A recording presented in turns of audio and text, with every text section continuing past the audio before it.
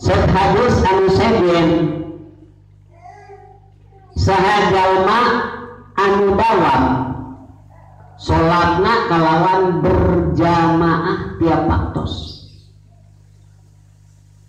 Berjamaah dina sasi Ramadan maksudna.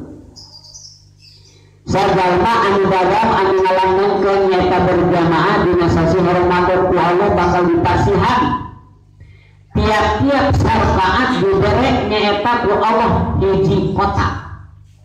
Hiji kok sarkaat ieu mah. Sarkaat melaksanakeun salat bari berjamaah ku Allah diberi hiji kotak.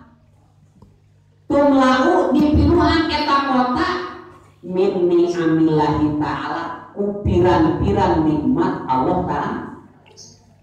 Sarkaat dina sasi Ramadan dawam langgeng urang berjamaah.